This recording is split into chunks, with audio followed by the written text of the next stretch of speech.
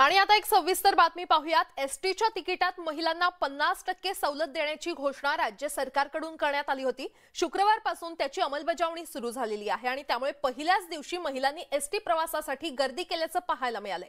पाहूयात। शुक्रवारपासून राज्यातील महिलांना हाफ तिकीटमध्ये एसटी बसनं प्रवासाची सवलत लागू करण्यात आली।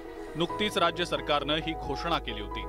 शुक्रवारपासून त्यावर अंमलबजावणी सुरू झालेली आहे आणि त्यामुळे महिला वर्गाला मोठा दिलासा मिळालाय। आम्ही आज साखर वाटप करून महिलांना 50% सवलत मिळाली शासनाने दिली। महाराष्ट्रातल्या महिलांना चालेल किंवा देशातल्या त्या महिलांच्या वतीने आम्ही आज अभिनंदन करतो। एसटी मंडळासाठी शासनाचं महिला दिनानिमित्त सरकारचे अभिनंदन करू इच्छिते, कारण महिला दिनानिमित्त त्यांनी खूप चांगला उपक्रम राबवला आहे। राज्य सरकारच्या या निर्णयाची अंमलबजावणी सुरू झाल्यामुळे एसटी बस स्थानकावर महिलांची गर्दी पाहायला मिळाली।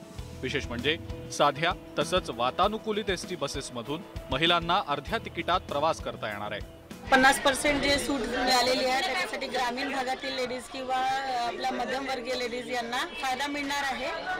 महिलांनी याचा मोठ्या प्रमाणात फायदा घ्यावे। पहले जो है महिलाएं बस से प्रवास करते समय मतलब सोचती थी, क्योंकि टिकट ज़्यादा होने की वजह से वह प्रवास नहीं कर पाती थी, लेकिन आज से टिकट कम होने की वजह से हमें जो है प्रवास करने में या तो बस से जो है प्रवास करने में ये आसानी हो गई। राज्य सरकारनं यापूर्वी स्वातंत्र्याच्या अमृत महोत्सवाच्या निमित्तानं 75 वर्ष पूर्ण झालेल्या ज्येष्ठांना एसटीच्या सर्व प्रकारच्या बसेसमधून मोफत प्रवासाची सवलत जाहीर केली होती। तर 65 ते 75 वर्षांच्या नागरिकांना एसटी तिकिटात 50% सवलत दिली आहे। आता त्या पाठोपाठ महिलांनाही अशा प्रकारची सवलत लागू करण्यात आलेली आहे। Bureau report, news 18 Lokmat.